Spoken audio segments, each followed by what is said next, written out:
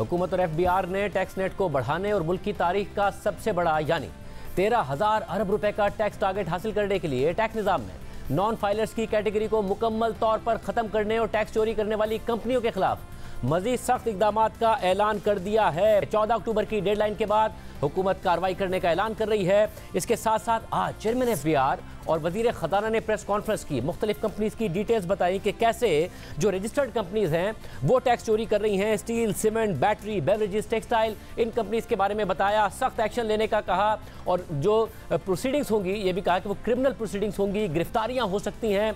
इस हवाले से क्या क्या होगा 15 अक्टूबर के बाद, चाहे वो इंडिविजुअल्स हों जो टैक्स फाइल नहीं कर रहे, नॉन फाइलर्स हैं, उनके खिलाफ क्या कार्रवाइयां होंगी, चाहे वो कंपनीज हों। और रजिस्टर्ड कंपनीज के खिलाफ कार्रवाइयां होंगी तो वो कंपनीज जो रजिस्टर्ड नहीं है, सिर्फ अगर 15% कंपनियां सेल्स टैक्स के लिए रजिस्टर्ड हैं, उनके खिलाफ क्या क्या कार्रवाइयां होंगी, क्या अभी तक तैयारी की गई है। हमारे साथ राशिद महमूद लंगड़ियाल, चेयरमैन एफबीआर मौजूद हैं। लंगड़ियाल साहब, बहुत शुक्रिया हमें शो में ज्वाइन करने के लिए। आज आपने और फाइनेंस मिनिस्टर ने प्रेस कॉन्फ्रेंस भी की और जो कंपनीज के हवाले से बात की उस पर बात करेंगे, जो रजिस्टर्ड हैं जो नहीं है उन पर भी बात करेंगे। मगर 14 अक्टूबर की डेडलाइन आ रही है, आपने बार बार कहा है कि जो नॉन फाइलर्स हैं वो कैटेगरी खत्म की जाएगी और सख्त कार्रवाइयां की जाएंगी। 15 अक्टूबर होती है, उसके बाद क्या होगा? देखिए, 15 अक्टूबर को ज़ाहिर है 14 अक्टूबर को हमारा लास्ट डेट है इनकम टैक्स रिटर्न का, तो ये तो टैक्स रिटर्न के हवाले से है। लेकिन इसके साथ साथ वो एक इशू असल में है नहीं ना, मल्टीपल इश्यूज हैं। सो नॉन फाइलर का पहले देख लेते हैं। नॉन फाइलर के लिए इस वक्त गवर्नमेंट का जो इन प्रिंसिपल फैसला है, ज़ाहिर इस पर एक लेजिस्लेटिव प्रोसेस चलेगा और इसमें कुछ टाइम लगेगा। वो ये है कि नॉन फाइलर की कैटेगरी ख़त्म हो जाएगी, जिसका कहने का ये मतलब है कि जो नॉन फाइलर हैं वो उन इकोनॉमिक ट्रांजैक्शन का हिस्सा नहीं बन सकेंगे जो सिग्निफिकेंट इकोनॉमिक ट्रांजैक्शन है। हम ज़ाहिर है इसमें एक्सेप्शंस भी देंगे, जैसे हमारे वो लोग हैं जो बिलो टैक्सेबल इनकम हैं और उन्होंने कोई छोटी छोटी अपनी चीज़ें करनी हैं, उसके लिए उनके ऊपर कोई ऐसी पाबंदी नहीं होगी। लेकिन जो टैक्सेबल लिमिट में लोग हैं और जो बड़ी ट्रांजैक्शंस करते हैं, खा वो गाड़ी ख़रीदते हैं, खा वो मूवेबल प्रॉपर्टी ख़रीदते हैं, खा वो इन्वेस्टमेंट्स करते हैं, इन सब चीज़ों पे पाबंदी होगी। इसी तरह कैश डिपॉजिट और cash withdraw, normal bank account operate करने पे पाबंदी होगी। आसान अकाउंट सबको अवेलेबल होगा जो जिसकी अपनी एक ट्रांजैक्शंस हैं, उससे ऊपर अगर आपने जाना है तो उस पर पाबंदी होगी। हम तो ये कुछ पाबंदियों से शुरू कर रहे हैं, लेकिन हमारे हमसाया मुल्क में 15 किस्म की पाबंदियाँ हैं जिसमें इवेंचुअली गवर्नमेंट वुड मूव के हम शायद जो एयर ट्रैवल है उसको भी इसमें रिस्ट्रिक्ट करेंगे। तो नॉन फाइलर कैटेगरी जो है उसके साथ आप दो चीज़ें नहीं कर सकते। You can not have a lifestyle that warrants income tax and still you are a non filer, ये नहीं हो सकता। और साहब साथ में ये भी बताइएगा, आपने कहा कि ज़ाहिर इस हवाले से कार्रवाइयाँ होंगी और ये सब होगा, मगर होमवर्क कितना है? क्या 14 अक्टूबर के बाद होमवर्क शुरू होगा, उसके बाद कार्रवाइयाँ होगी, या फिर लोगों का बैंक अकाउंट्स, लोगों की ट्रांजैक्शंस, लोगों के क्रेडिट कार्ड, उनका ट्रैवल डेटा, इसका डेटा इकट्ठा कर लिया है और कार्रवाई का आगाज़ होगा? जी, हमारे पास देखिए दो तरीके हैं। एक है एक्स एंटे ट्रांजैक्शन को करना, उसके लिए ज़रा लेजिस्लेटिव प्रोसेस है, वो 1-2 महीने लगेंगे। लेकिन जो हमारे पास ऑलरेडी डेटा है, थर्ड पार्टी से डेटा है, उसके ऊपर हम इसी साल मेजर इंटरवेंशन कर रहे हैं। हम ऑडिट कैपेसिटी बढ़ा रहे हैं, बाकी चीज़ें बढ़ा रहे हैं, तो वो भी देखेंगे। लेकिन आप ये देखें, ये इनकम टैक्स की यूनिवर्स एक छोटी सी यूनिवर्स है। असल में जो इनकम टैक्स में हमें वो ये आ रहा कि एक नरेटिव बनाया गया कि जी चंद % लोग हैं जो इनकम टैक्स देते हैं और बाकी नहीं देते। जब हमने डेटा का एनालिसिस किया तो जो इनकम टैक्स में अंडर फाइलिंग है वो मेजर प्रॉब्लम है, नॉन फाइलिंग तो है ही है। आप इससे अंदाज़ा लगाएं कि हमारा कॉर्पोरेट इनकम टैक्स छोड़ के जो बाकी का इनकम टैक्स है, which is AOPs, individuals, partnerships, उसमें जो टोटल हमारा इनकम टैक्स का गैप है वो 1.3 ट्रिलियन का है और इसमें से 1.2 ट्रिलियन का गैप सिर्फ टॉप 1% का है, यानी टॉप 1% ऑफ इनकम ग्रुप का है। सो टॉप 1% के लोगों की जो टोटल टैक्स लाइबिलिटी बनती है वो 1.7 ट्रिलियन बनती है। उसमें से 499 बिलियन वो दे रहे हैं, 1.2 नहीं दे रहे। अच्छा, वो जो नहीं दे रहे एक सूरत तो ये है कि वो फाइलिंग ही नहीं कर रहे, और दूसरी सूरत ये है कि वो अंडर फाइल कर रहे हैं, यानी वो टॉप 1% की स्लैब में नहीं फाइल कर रहे, वो नीचे जाके फाइल कर रहे हैं। तो ये हमारा इनकम टैक्स साइड पे एक बहुत बड़ा इशू है। एक्चुअली आपके सिर्फ टॉप 5% लोग हैं जिनकी सिग्निफिकेंट इनकम टैक्स लायबिलिटी है। आप अंदाज़ा लगाएं कि शाहजेब साहब, ये जो टोटल लोग बनते हैं ये रफली आपके बनते हैं कोई 30 लाख के करीब लोग जिनकी असल में टैक्स लायबिलिटी है।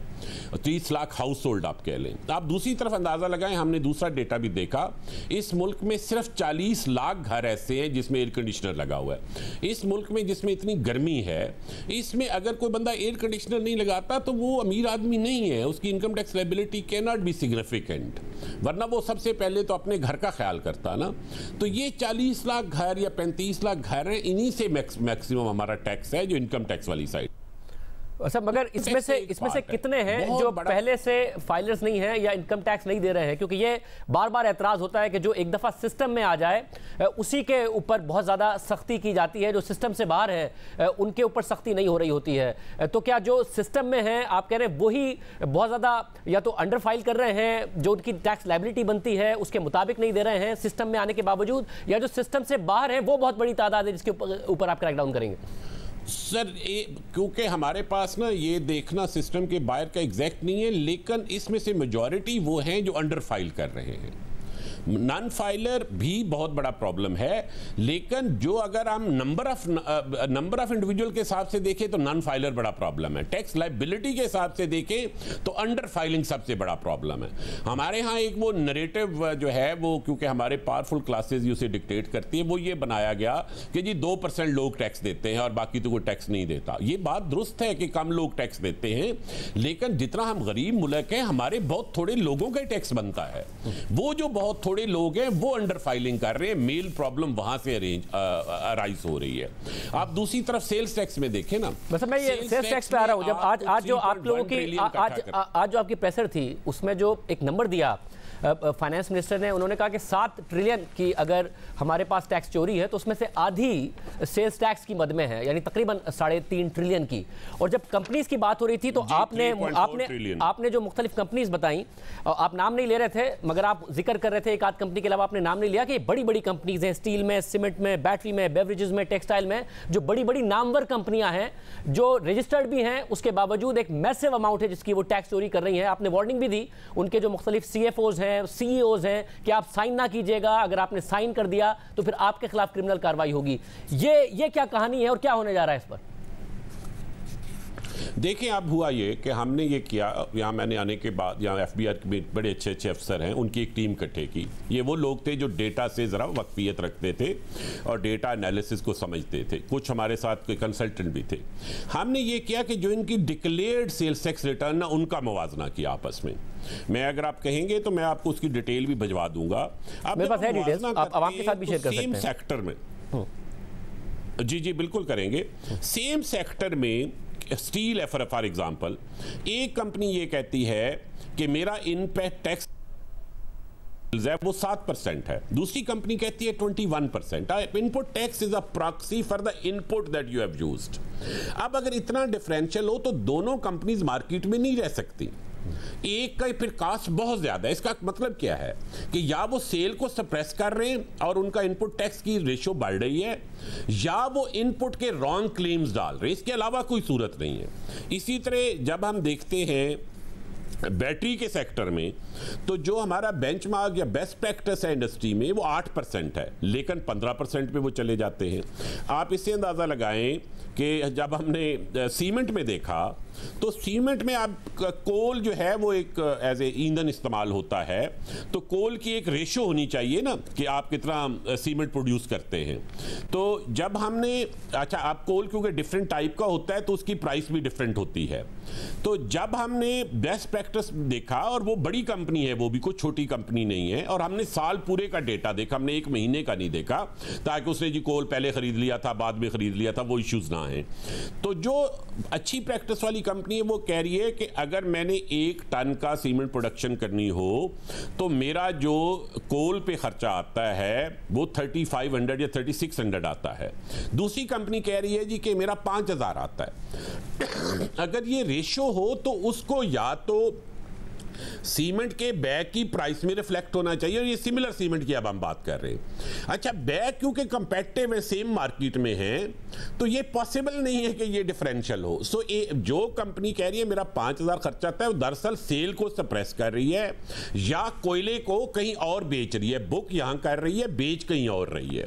तो हमने ये एक आध कंपनी का नहीं, और ये जब हमने इन कंपनीज का देखा, कोल का जैसे मैं सीमेंट का कह रहा हूं, तो हमने सब कंपनीज का कंपैरिजन किया। इनपुट टैक्स की रेशो 7% भी है और 19%। 7 और 19 नहीं हो सकता, 7 और 8 हो सकता है, 6.5 और 7 हो सकता है, 19 नहीं हो सकता। अगर ये सिचुएशन हो तो इसका मतलब है कि मार्केट सेगमेंटेड हो गई है। सीमेंट में सेगमेंटेड मार्केट नहीं है, और जाहिर है बहुत बहुत बड़ा फर्क है। और जब आप कोल की बात कर रहे हैं तो आप ये कह रहे हैं कि या तो आप अपनी कॉस्ट को इन्फ्लेट करके वो कोयला मार्केट में बेच रहे हैं। फिर शुगर की जब आप बात करें, बेवरेजेस की, तो एक कंपनी जो बाहर की कंपनी है वो जो अपना शुगर का इनपुट दिखा रही है और जो दूसरी दिखा रही है उसमें डबल से भी ज्यादा का फर्क है। अब जो बाहर की कंपनी है उसका कोई लोकल ओनर नहीं है, जो दूसरी कंपनी आप कह रहे हैं उसके लोकल ओनर्स हैं। टेक्सटाइल की पूरी वैल्यू चेन में आप कह रहे हैं कि यही मसाइल, और ये सारी रजिस्टर्ड कंपनियां हैं। जी बिल्कुल रजिस्टर्ड कंपनी। अब क्या हुआ, क्या हमने एक सेल्फ असेसमेंट मोड में गए सेल्स टैक्स में, जब सेल्स टैक्स के हमारे पास रिजीवर, पूरी दुनिया में सेल्फ असेसमेंट मोड है। मसला ये है कि हमारे यहाँ जो लेवल ऑफ ट्रूथ है ना एज ए सोसाइटी, वो बहुत कम है। तो जब लोगों ने अपनी गलत सलत फाइल करनी शुरू की तो दूसरी साइड पे हमारी ऑडिट कैपेसिटी भी नहीं थी। मैं ये नहीं कहता ये सिर्फ इन कंपनियों का कसूर है, मैं ये कहता हूं ये हमारी कमजोरी भी है।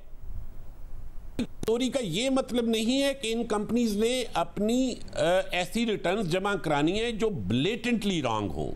मतलब उनकी जिम्मेदारी अपनी जगह है कि उन्होंने अपनी रिटर्न दुरुस्त जमा करानी है। जैसे आप बेवरेजेस में देखें, एक कंपनी है वो कहती है कि मैं, जो ज़रा बेहतर कंपनी है, इंटरनेशनल कंपनी है, वो कह रही है कि हमारे पास जो इनपुट है as a percentage of turnover, वो इसका है, जब हमने इसका कास्ट ऑफ शुगर का है, जो cost of sugar as a percentage of sales, वो 7% 8% है। दूसरी कह रही है 16% है। इसका क्या मतलब है? या तो शुगर की प्राइस वो जो लेते हैं वो डबल प्राइस पे ले लेते हैं। अब शुगर की प्राइस भी आपको पता सेम होती है मार्केट में, या वो डबल शुगर डाल रहे हैं। ये पॉसिबल नहीं ना कि आप डबल शुगर के साथ ए रेटेड ड्रिंक बना रहे हो। मतलब डबल शुगर के साथ डालेंगे, खरीदेगा कोई नहीं ना, तो वो उसको तो उसका टेस्ट ही डिफरेंट हो जाएगा। तो ये टोटली इलॉजिकल बातें हैं। और ये जब 6 कंपनी हमने बड़ी का कंपैरिजन किया, विच रिप्रेजेंट कोई 59% ऑफ द टोटल सेल्स, तो एक 7% पे और एक 16% पे खड़ी है, तो ये पॉसिबल नहीं है सर।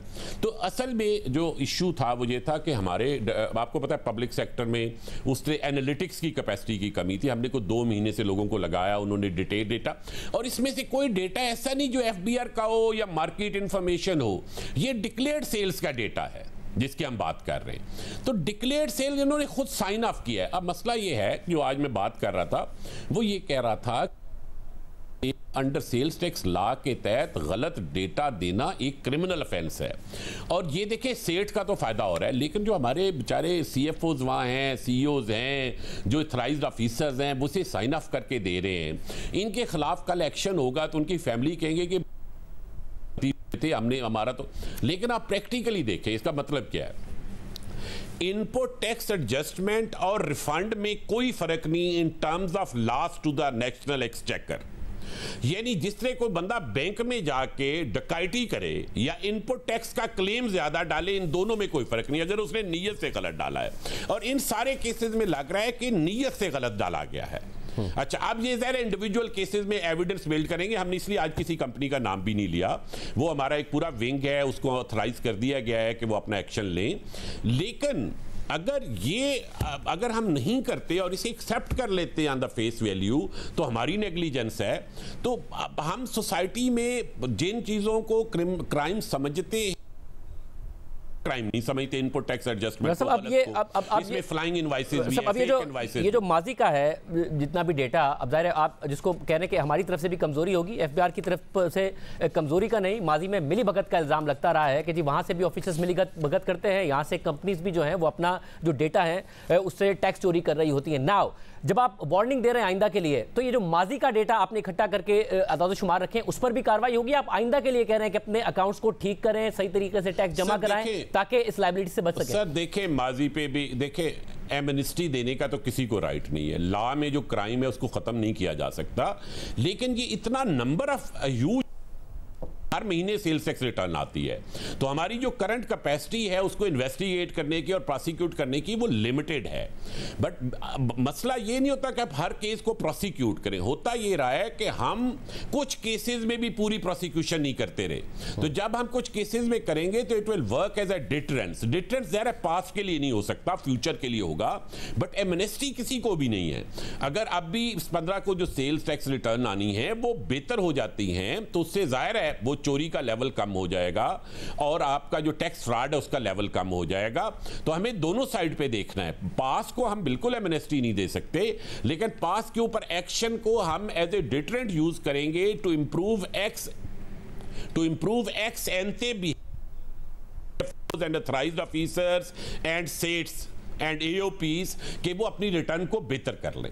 बुनियादी तौर पर इतने बड़े स्केल पे जब आप काम करते हैं तो आप पुलिसिंग नहीं कर सकते हर की, आप डिटरेंस, आप प्रोबेबिलिटी ऑफ बीइंग कार्ड बढ़ाते हैं और आप डिटरेंस को इफेक्टिव करते हैं। जब उन्हें अंदाजा हो जाएगा कि ये डिटरेंस इफेक्टिव है तो ये खुद इंप्रूव होना शुरू हो जाएगा। वैसे अगर आप 3 लाख कंपनीज में से सिर्फ 14% रजिस्टर्ड हैं, आप कह रहे हैं कि उनमें भी बहुत बड़ी आपको चोरी के अलामात नजर आ रहे हैं, तो जो बाकी 86% है उनका क्या किया जाएगा?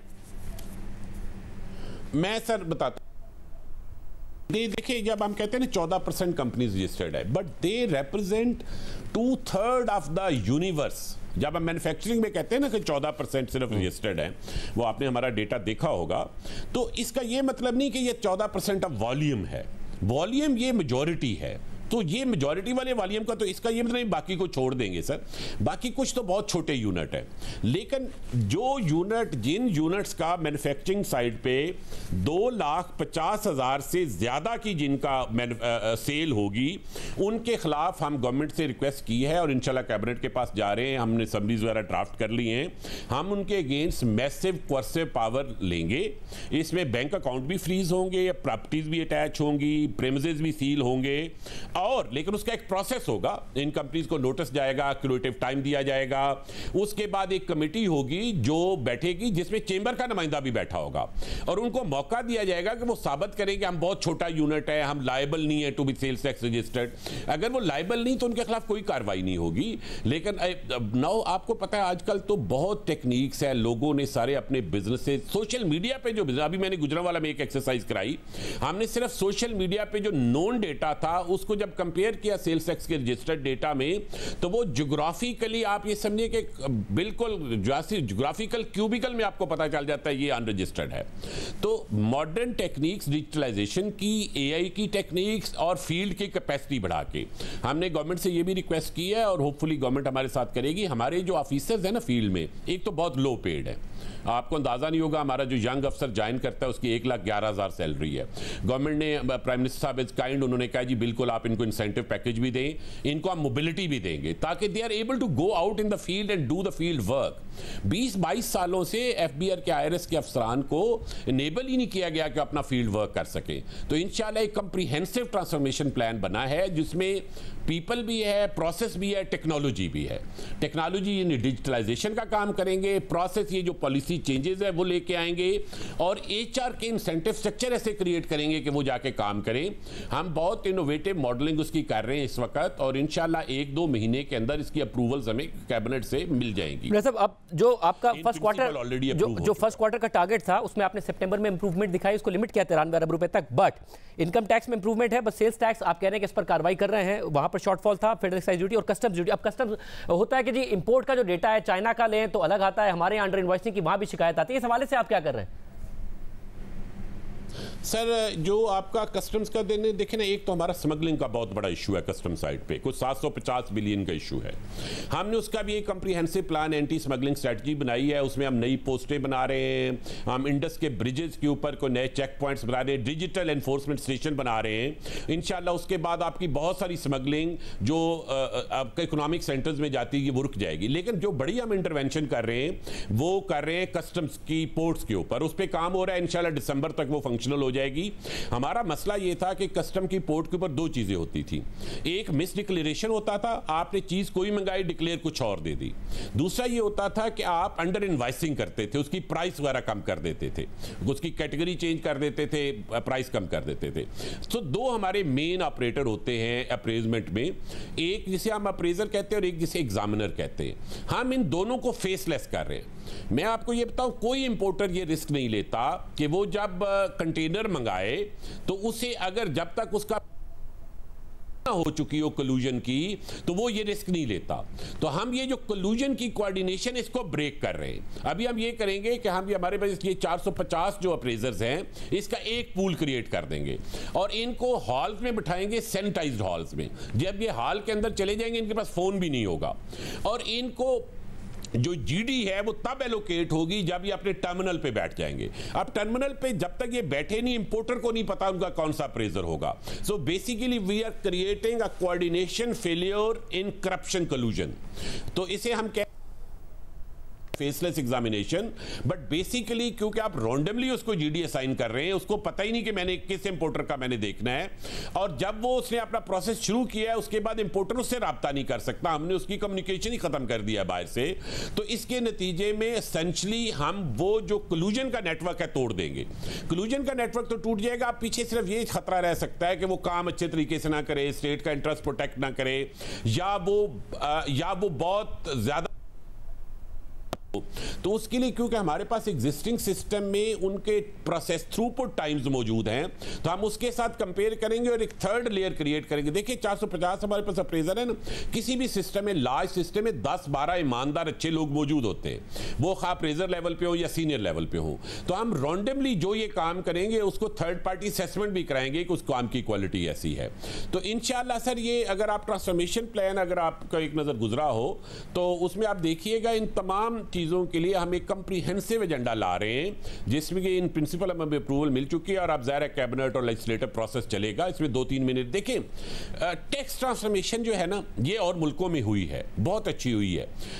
हमारे पास हमारे साथ हमसायों में हुई है, 1-2 और मुल्क हैं जिसमें कम टाइम में हुआ है, जैसे आपकी मैक्सिको में हुई है। लेकिन ये कोई 6 महीने या 3 महीने का काम नहीं है टैक्स ट्रांसफॉर्मेशन। आप टैक्स जीडीपी रेशो मैक्सिको में 2011 में 12.8% थी, बाद 2016 वो 17% पे पहुंच चुके थे। इसी तरह इंडिया में 2003 में 14% थी, 2008 में वो 19% पे पहुंच चुके थे। ये एक मेजर ट्रांसफॉर्मेशन है, लेकिन ये मेजर ट्रांसफॉर्मेशन में 3-4 साल लगते हैं। वैसे मगर जब इंडिया में जो स्टेट्स हैं उनका भी कंट्रीब्यूशन है, अगर आप वफाक की वहां पर कलेक्शन देखें तो 12% के आसपास ही है, बाकी 6% स्टेट्स कंट्रीब्यूट करती हैं। यहाँ पे सूबों का कंट्रीब्यूशन हमारे यहाँ भी बहुत कम है। लेकिन जी दुरुस्त है, मैं बताता हूं, मैं अर्ज करता हूं। देखिए अब जो सेल्स टैक्स ऑन गुड्स है ना वो इंडिया में सूबों के पास है। अच्छा, पाकिस्तान में sales tax on goods federation के पास है। मैं रफली आपको बता दूं कि सेल्स टैक्स ऑन गुड्स अगर आप पूरे टैक्स सिस्टम में देखें should alone account for 6 to 7% of tax to GDP ratio.